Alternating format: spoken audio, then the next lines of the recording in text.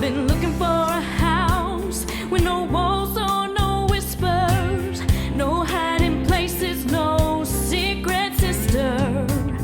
Been looking for a house that won't shelter a lie, no tear-stained past or reason to cry. I wanna live in a house of love. Welcome to EWE, Empowering Women Everywhere. I am your host, Nan Gill, and today our guest is Adria Goldman Gross of MedWise Advocacy. Hi, Adria. I'm so happy to be here. Thank you for inviting me. Well, thank you for joining us. And Adria's been doing amazing work with advocacy for people with insurance.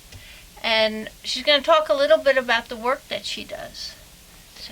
So if people are having problems with medical bills, let's say they were denied, they're out of network, they're going nowheres, and very often there are overcharges also. Right.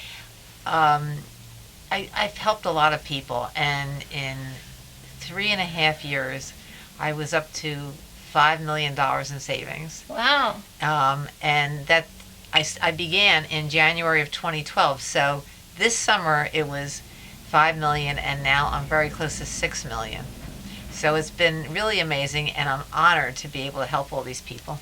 Right, so if someone has a situation where they're having difficulty in getting insurance for their medical situation, they should give you a call and you can let them know what options are available. Whenever someone calls me up, I always first talk about the case, and I get a feel of what the case is about. And from that, I tell the person whether or not I'll be able to help them. And if I feel that I can help them, I then discuss, what I could do for them, what I'll need from them, and how much my fee would be on that. Right. And when you told me something about some attorneys that you just recently helped. Right. So the middle of this summer, I was up to 5 million, and then these two attorneys, within 2 weeks, and this was a recent case, two totally separate attorneys. They involved some type of injury. It was spinal work, and I reduced the bills, the two bills. One was over $370,000, another one was over $270,000. The one for $370,000, I reduced it down to $15,000. Wow. And the one for around $270,000, I reduced that down to $29,000. So really, basically, if you want to know, she's a magician. She's able to reduce depending on the case, of course, but, and how did you get involved with doing this work? Well, after I had brain surgery for epilepsy, Okay. which was caused by encephalitis at the age of 11 and a half. Oh my goodness. And I lived with it for close to 25 years. I used to average 18 seizures a month. Oh my goodness. I then realized that I really wanted to go into a different area. I was in manufacturing before that. I was in the garment industry. Uh-huh.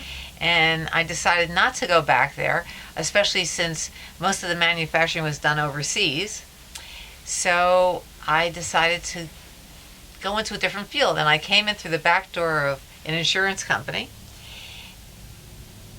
They immediately put me in claims. Within 2 weeks, they taught me how to deny claims, and within 4 weeks, I was a claims supervisor. Ah. So I worked at that insurance company for a little over a year, and then the following, about 2 years, a year to 2 years later, they had relocated down to Virginia. And then I started working for another insurance company. And again, within a couple of weeks, they taught me how to deny. Mm-hmm. It's really a way for the insurance company to save money. Right. So I worked there for quite a few years. I was in... So you were actually employed and learned how to deny claims. Right. So it would be natural for you to know what to circumvent to be able to get the Right. claim paid. So like even when there was a case against them, the claim had been denied, and now they have a case against them. In situations, sometimes I would get a phone call from the CEO of the insurance company saying to me, Adria, pay this claim. Ah. And I learned how they were able to encourage, I should say, the insurance company not to deny it but to pay it. Okay. So I really learned the So you ins figured out why he was saying to pay this one and not that one. right. Okay. And I learned how people really went to the insurance companies asking for payment after denials. I realized that. I learned that, and now I use that for my business. To help. Right. To help people. To help people, right. Yep. Yep. So tell us some of the claims that you've taken care of. Can you not names or anything, but just specific situation? Well, the first case that I worked on, which was recently published in The Epic Times? the Epic Times. The case where I was recently published in the Epic Times, I realized while I was in the midst of opening up an insurance, when I was in the midst of opening up a MedWise billing. Right. What happened is after I had worked at the two insurance Right. companies, I briefly worked for an agency and took off 6 years to take care of my adopted children from Vietnam. Okay. But then I thought, okay, I want to open up a business. So I thought about opening up a billing business. Right. And I opened it up 9 years ago, MedWise Billing. But the gentleman who helped me through SCORE to open up the billing business came back to me a year after I opened the business, and he says, Adria, I need some help.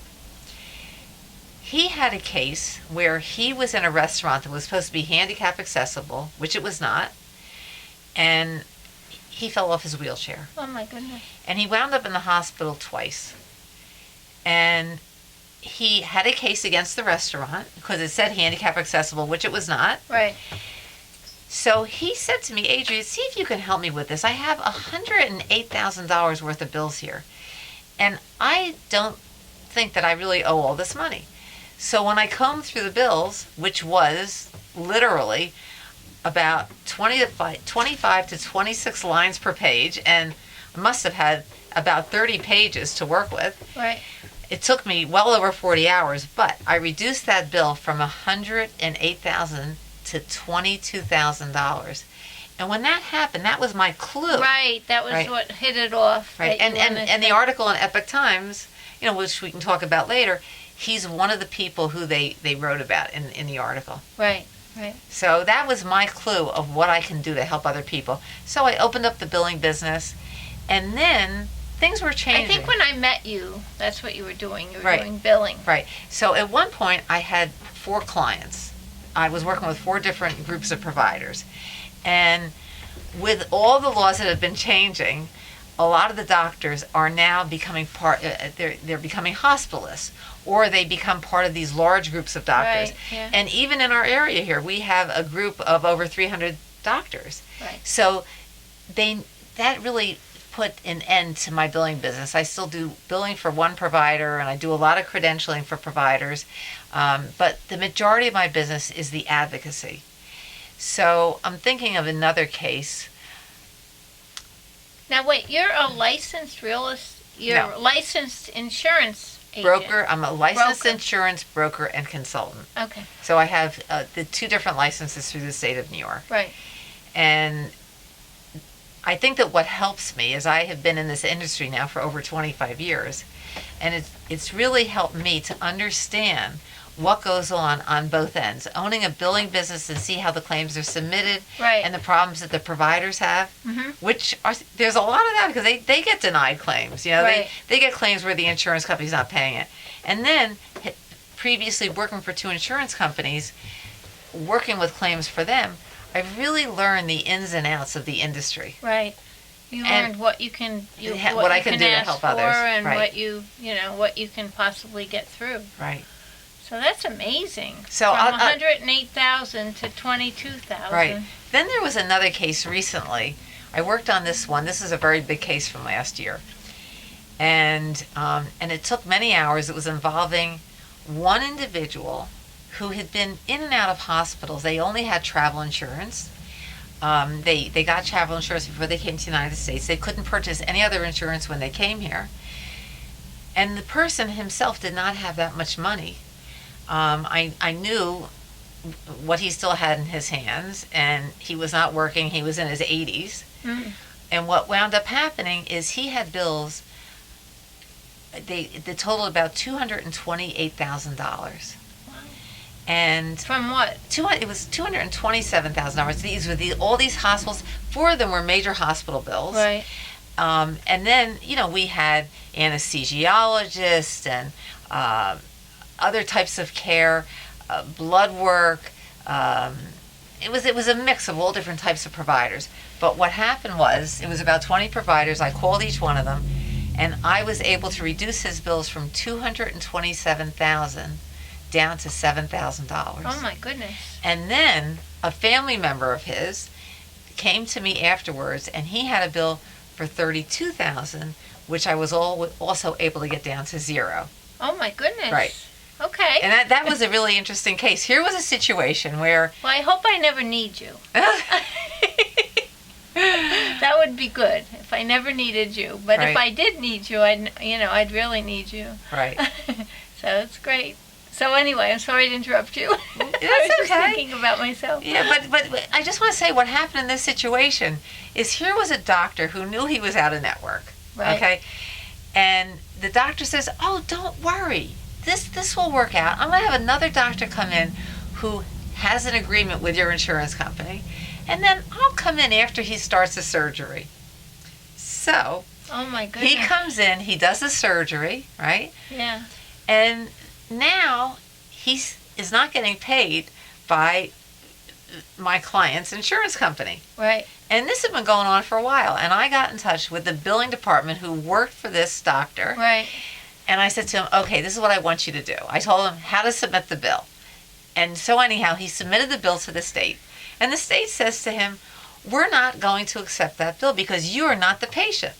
So I said, "Okay, let me see what I could do." Right. The same thing happened to me. The state is so overloaded now, Right. because the insurance companies are denying so many claims that when you go to the state, they only want to take the claims from the patient. What's going to happen if someone might be paralyzed, or you have an infant, or Yeah. people are just too busy? So luckily, with the help of my senator, my New York State senator, Right. I was able to work with the state on it. But long story short, the state went over it and they said, "Look, according to this policy, it says you cannot see an out-of-network provider." It was an HMO. Right. So they said, "We cannot turn this case." So I went back to the doctor, and I told the doctor, and not the billing company, because I was also dealing with the billing company the doctor hired. Right. I went back to the doctor and I said, "Look," I said, "this is what the response was, because you did surgery on someone who you were out of network with the insurance company." Right. So he was nice enough. He says, "Okay, Adria, who started the surgery?" And I told him. And then he says to me, "I will charge them nothing." Wow. See that? So that family alone, I saved them over $250,000. And I have to say, I'm honored to do this work. Yes. Yeah. Yes. So you decided that you were going to become involved with helping people, and I know that you worked for Douglas Winslow. I worked with Douglas. Yes, Douglas. to write this book, right? And you also have a quote on here from Ralph Nader. Ralph Nader, this is what he wrote on the book. "Who hasn't been bewildered and outraged by lengthy, inscrutable medical bills and the tricky ways of the health insurers? This book shows how commercial crime hunters, as when there is conscious overbilling or denial of claims, and tough negotiators go to work on those sellers who deceive, gouge, or deny your legitimate rights to honest, skillful, and prompt services. Learn what to watch out for in this volume by authors who know the inside ways of sellers who try to take you to the cleaners." Right, definitely. And in the next few weeks is going to be out. This is the international edition, Okay, and Doug Winslow Cooper was my co-writer on both books. right. And the new book the book that's coming out, the U.S. edition, is called "Solved: Curing Your Medical Insurance Problems." Cool. And so now you also helped Douglas Cooper with his claim. He had a case. Okay. It was involving his past employer, where they no longer wanted to pay. And this story is in the book. It's about him and his wife. They didn't want to pay for his wife's home health care, and his bills are exorbitant. He has been receiving home health care now for the last 11 years, and about 3 to 4 years ago, he was connected with me through an elder law attorney. And I said to Dr. Cooper, I said, I really don't know if I can help you because you worked for a major corporation. Right. It was in a self-insured company. And in the new laws for New York State, which is the New York State surprise bill law, it indicates right there, an out-of-network provider, you can't fight them. The state can't go near them. Right. So what happened here is I told him every step I recommend he takes. Uh-huh. I even sent him to a nonprofit organization who does the same work that I do. Right. They couldn't help him. I was pretty sure there would be no help for this. But he did a very smart thing. He wrote another book about his wife. He sent it to his past employer. And he also had it published in our local newspaper. The past employer then decided to continue paying the bills. And again, that was 3 to 4 years ago. And they are still, thank goodness, still paying his bills. Yeah, that's wonderful. Yeah. Yeah. There's so many cases I hear about where people are just overwhelmed. They work all their lives and they think that they're covered with medical insurance. And then when a disaster hits, it wipes the family out. I have a friend, a very dear friend of mine, who I visited 3 times when she was in the hospital. She was just in there recently. And she was in the hospital for about a week. And her bills were a bit over $45,000. I visited her 3 times. I said to her, I really want to get a case manager in here to make sure that you're going to be covered. She's only about 50 years old. She's not even on Medicare yet. Right. I was in there 3 times to see her. About the 3rd day that she was in there, the caseworker came in to see her. Don't worry, don't worry, don't worry. Also, believe it or not, the CEO came to visit her. And it's maybe because she works for this major insurance broker. Mm-hmm. Long story short, 10 to 14 days after she gets home, she gets a letter from the insurance company saying that she wasn't ill enough and therefore they're not going to cover her for her hospitalization. She called me up. She was flipping out. She says, Yeah, of Adria, course. please help me. And I told her exactly what to do. I told her, I want you to go back to the hospital and speak to them about this and explain the conversations that you and I had, the conversations you had Right. with the case manager, that they should be paying this bill. Right. And she just called me 2 nights ago crying how happy she was that with the advice I gave her, Right. it's been taken care of. Oh, good. I am so happy. Very good. Yeah. Yeah, so you've gotten quite a few awards, haven't you? For Well- some of your work that you're doing? Well, yeah, it started out in 2008. I received the Insurance Professional of the Year Award from the Insurance Professionals of Orange County. Okay. And then in 2009, I was starting to open up MedWise billing, and I received the 2009 Leadership Orange Pinnacle Award. The 2009, the Pinnacle Leadership Orange Award. Wow. Very nice. And then in December of 2013, I received the WCBS Women's Achievement Award in New York City. And I was just amazingly honored that I would receive this award. Well, you've saved people so much money. Right. And work to educating. I mean, you also, you work with attorneys. Right. You work with law guardians. You work with a lot of people, and you work with individuals if individuals have a problem. Right. And even some doctors who I've worked with, they've asked me to help. Like, they might have had a client where they thought that client was going to be covered, and now Right. they're not. And I'm amazed how wonderful some of these doctors are, where they care about even the finances of their patients. Right. And they've asked me to come in and help their patient Right. with their case. Good. Good. So, all right, and you got the Volunteer of the Year award for autism, I think. Right. I have to say 25% of the people who have autism have epilepsy. Yeah. Oh, so that's And I've been working, I have a dear friend whose son is now 20 years old, and for the last, I would say somewhere 12 to 15 years, I've been working with the autism group of Orange County. right.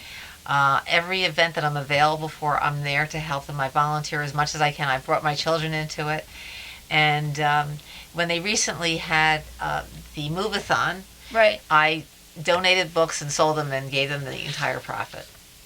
Now that move-a-thon was just recent, right? Right. It was about 2 weeks ago. It was Columbus Day weekend. Yeah. Yeah.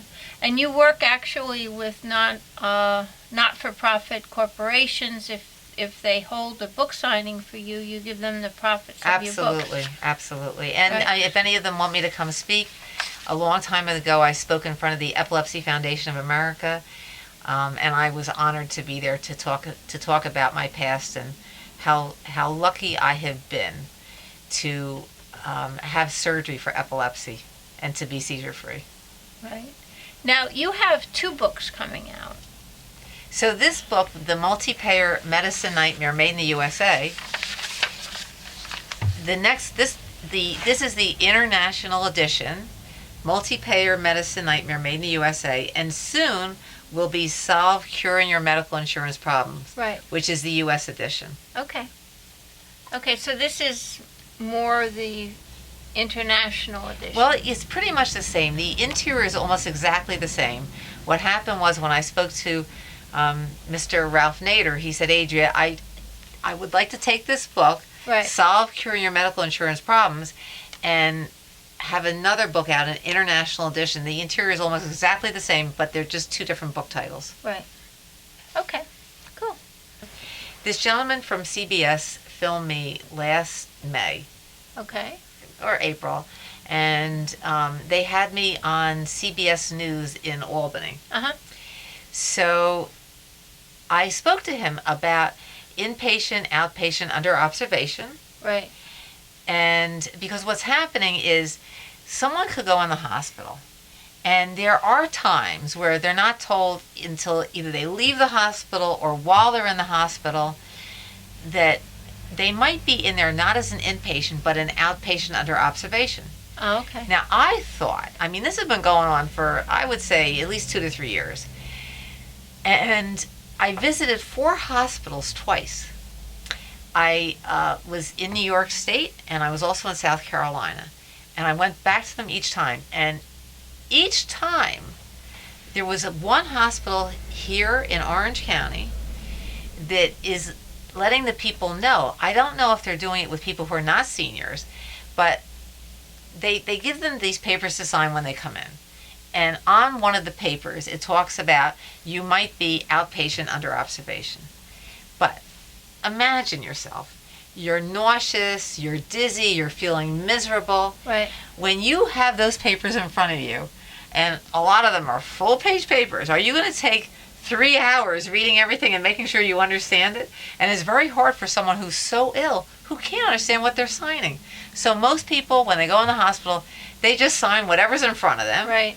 And that's what's on one of the papers. So I'm happy this hospital's informing them, but I don't think they're verbally telling people. And then, that's only one hospital out of 4 I visited. So a lot of them are not telling the people until later on in the process. And even when I mentioned earlier about my friend, she never found out anything until she came home Right. 10 to 14 days later and got and received this letter in the mail saying that you were not ill enough, so therefore you're not covered. Right. So basically, if you're sick and you're going to be going into the hospital, you have to make sure that they're admitting you and that they're not just treating you as an outpatient under observation. Okay, so let me clarify what you just said. Okay. I have a very dear friend who used to be a judge in New York City. I knew he was going into the hospital for knee surgery. And 2 weeks before he went in, I had dinner with him and his wife. And I said, I want you to be really cautious about what's going on with being a patient and inpatient and being outpatient under observation. And he said to me, Adria, I'm not worried at all. They said I'm going to be admitted. So, all right. He goes in on a Thursday. Friday evening or afternoon, his wife finds out that even though they didn't inform him ahead of time, and this was a hospital in New York City, they said to him, you're not an inpatient, you're outpatient under observation. And this was after he had the surgery, either Thursday afternoon or Friday morning. Long story short, I had 3 conversations with his wife that Saturday, and she called me back Sunday morning and said, Adria, they made him an inpatient on Saturday. So you need, for you, the way it works is this. For you to be covered, because he had knee surgery and he knew he was going to have to go to a rehab or a nursing home afterwards. And they even made arrangements where he was going to go. But now, he wasn't going to be covered for it because she found out on Friday that he was an outpatient under observation. I told her all the steps I recommend she takes. She calls him back Sunday morning. She says, Adria, they made him an inpatient last night. Oh, wow. He's coming out on Monday. Saturday, Sunday, he was coming out on Saturday, Sunday, Monday. He was coming out on Tuesday. He had his 3 midnights in, and therefore he was going to be covered for the hospitalization. Wow. Because what's happening now is when you are an outpatient under observation, and if you have Medicare, they don't cover you for Part A, which is the hospitalization and the medication while you're in the hospital. They'll cover you for Part B, which might be the blood work that was done or pathology or if you had an x-ray, but they're not going to cover you for the hospitalization and the medication while you're in the hospital. That doesn't seem reasonable to me. I mean, how can they admit you to the hospital, admit you, right, and then tell you that you're really not? Right, and so a lot of people, I mean, look, this just happened recently. This happened less than a year ago with my friend in New York. They didn't tell him until that Friday night or that Friday afternoon, and he was in there on Thursday. Yeah. You know, and luckily he found out then, because there have been situations, and I have referred these situations out to major newspaper publishers. It just happened recently. Right. Where one of my attorneys, who I also deal with, the person wasn't told until she was in the nursing home that she wasn't covered. Holy mackerel. Okay, and then they were able to reduce the bills down, but I even tell attorneys. I tell just individuals, because they might have a family member who's going in the hospital. Right. You have to make sure that that person's an inpatient, not an outpatient under observation. So even for you to be covered, even if you're not going into a nursing home or rehab, for you to be covered for the room and board at the hospital and the medication, you have to have 2 midnights as an inpatient. And midnights means you have to be there at midnight, 12 o'clock midnight. You have to be there before then to be considered, and you have to be admitted to be considered to be an inpatient. So before midnight, admitted, that would be your first midnight. Then the following midnight, you have to be in there. And then you should be covered for the hospitalization, the medication, but you need 3 midnights to go into a rehab or nursing home. And where can we find you? www.medicalinsuranceadvocacy.com. It will take you right to my website. Okay, very good. Thank you so much for having me. Well, thank you for the work that you do. Thank you. It's a pleasure.